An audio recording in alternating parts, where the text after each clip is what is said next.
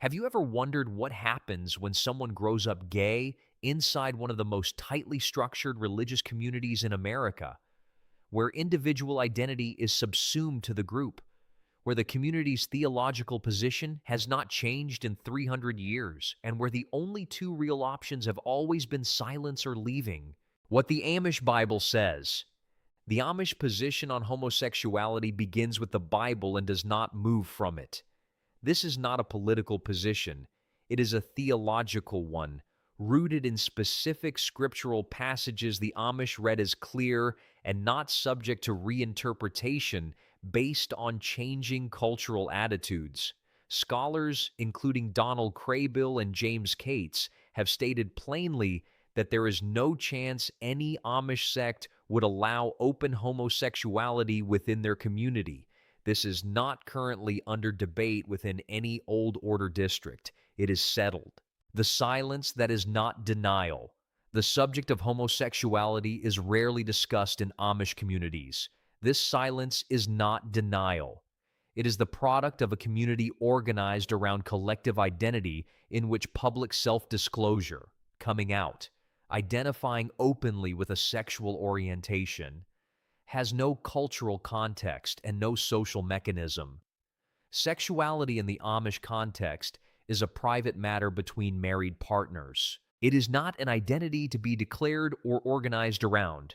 A gay Amish person does not encounter a community that has a position on their experience so much as a community that has no category for it at all. And that is, in its own way, a more complete form of invisibility than open rejection would produce. Growing up gay. A child who grows up gay in an Amish household grows up where the concept of gay identity does not exist in the community's vocabulary. There is no sex education, no discussion of sexual orientation, no framework to understand what they are experiencing. The feelings exist. The language to name them does not. Researcher James Cates documented that his Amish clients struggling with same-sex attraction believed their desires were inherently sinful, and equally believed those feelings could not be shared with family, church, or community without judgment. In several cases, Cates became the only person in the client's life who knew. The choice. After baptism, baptism in the Amish community is not a formality, it is the defining commitment of an Amish person's life, the moment at which they voluntarily and publicly bind themselves to the ordnung, to the church district, and to the community's expectations for how they will live. It is made in full knowledge of what it means. A person who is baptized and subsequently violates the ordnung, including by engaging in or openly identifying with homosexual behavior, is subject to the meidung, the shunning that follows excommunication. Shunning in an Amish context is not a social inconvenience. It is a restructuring of every relationship the person has within the community. A shunned person cannot share a meal with community members in good standing. Business dealings are restricted. The social fabric of daily life, which for an Amish person is entirely contained within the community, is withdrawn. For a gay Amish person considering baptism, this is the calculation that must be made before the commitment is finalized. Baptism means committing to a life in which their sexuality either remains permanently private and unacted upon, or becomes the basis for losing every relationship, every daily structure, every economic connection, and every form of belonging they have ever known. The stakes of this decision have no equivalent in modern American life. The members who stay there are gay Amish people who choose to remain in the community after baptism. The path that makes this possible is celibacy, a life in which same-sex attraction is acknowledged privately, never acted upon, and never disclosed to the community. Single adults are accepted within Amish community life. An unmarried man or woman who contributes to the household and community economy, who observes the ordnung, and who does not create a public situation around their sexuality can remain a community member in good standing. Whether anyone around them suspects the reason for their singleness is a separate question, one that is rarely asked openly because the community's general practice is to leave private matters private as long as they remain private. Counseling is available for Amish members who seek it, not mandated by the community and not the conversion-oriented programs that the term sometimes implies in public discourse, but pastoral and psychological support for individuals managing what the community understands as a spiritual struggle. James Cates, who provided this counseling to multiple Amish clients, described the experience as one requiring genuine respect for the client's own theological framework. The client's belief that their desires were sinful was their own conviction, not one imposed by the counselor, and it was not Cates' role to challenge it. The people who stay by managing a private reality that the community around them never sees. The members who leave, the gay Amish people who leave the community, give up something that has no equivalent in modern American life, and that is almost impossible to fully convey to someone who did not grow up inside it. They give up their family, not in the temporary or metaphorical sense that the phrase implies in modern usage, but in the concrete daily sense of people they have eaten with 3 times a day for their entire lives, worked alongside since childhood, and whose presence has constituted the entire social environment they have ever known. They give up their language. Pennsylvania Dutch is not spoken outside Amish communities in any context that would allow them to use it.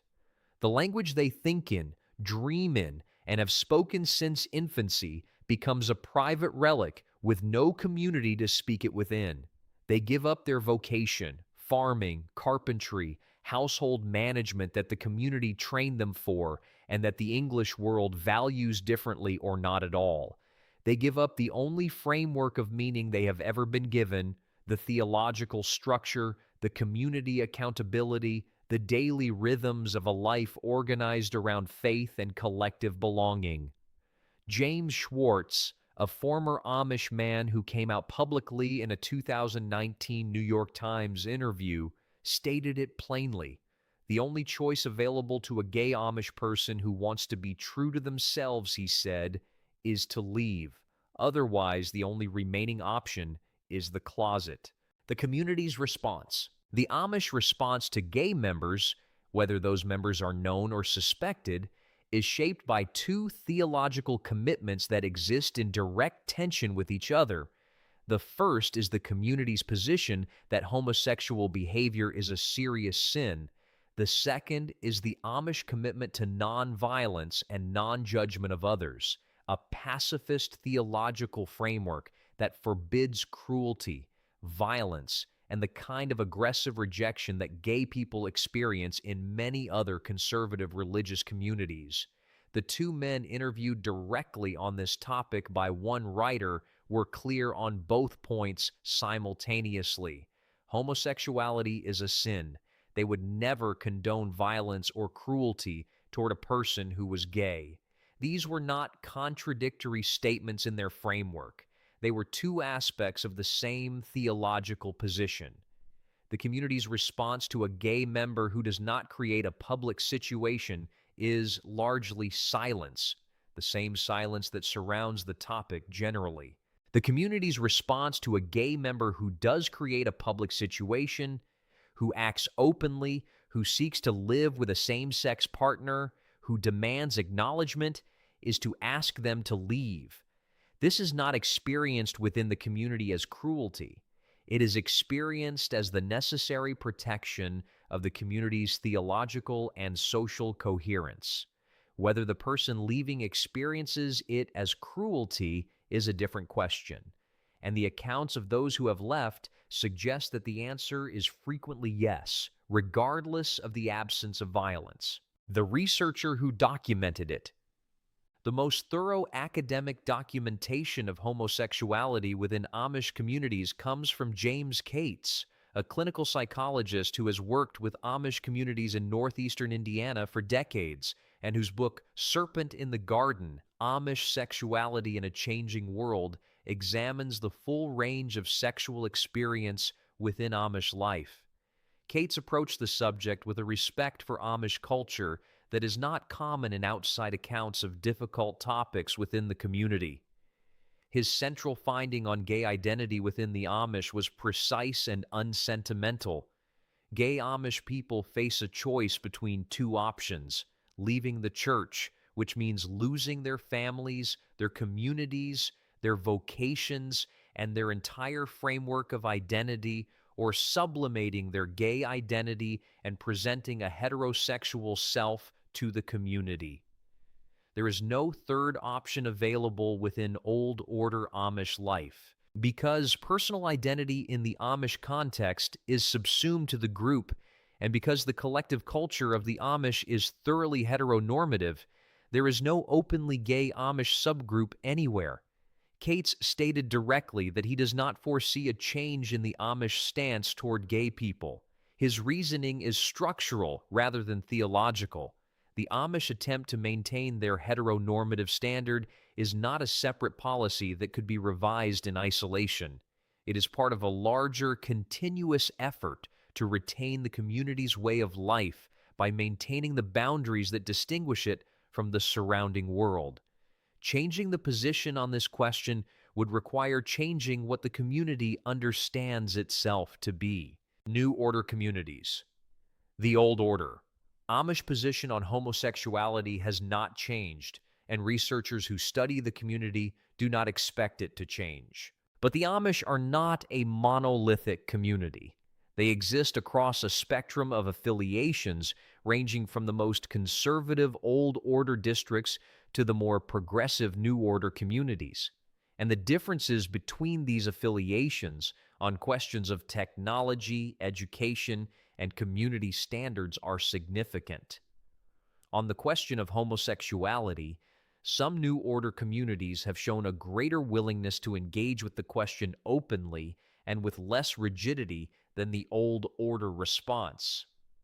There have been reports of New Order Amish churches beginning to welcome gay people in recent years, and a number of Amish-adjacent organizations have emerged working to raise awareness of LGBTQ issues within Plain communities. LGBTamish.com, a support website for gay and ex-Amish people, exists specifically because there was a population for whom it was needed. Gay Amish and Mennonite people who had left their communities and needed connection and support from others who understood their specific experience. The ex-Amish community that has gathered around this resource in similar online spaces represents a population whose stories are only beginning to be told publicly. Their accounts describe experiences of isolation, of private struggle carried for years without any support structure, of Rumspringa as the first exposure to a world in which someone like them was visible, and of leaving as the only option that allowed them to be honest about who they were. Whether more progressive strands of Plain community life will eventually create a different path for gay members remains an open question. Among the Old Order, it is not. The story of how the Amish handle gay members is not, at its core, a story about cruelty or about deliberate exclusion. The Amish did not design their community to harm gay people. They designed it around a theological framework and a collective social structure that leaves no room for openly different sexual identity. Not because difference was anticipated and rejected, but because the entire architecture of the community assumes a specific path from birth to baptism to marriage to family to old age, and any life that does not follow that path has no recognized place within the design. The difficulty is not that the Amish are uniquely cruel.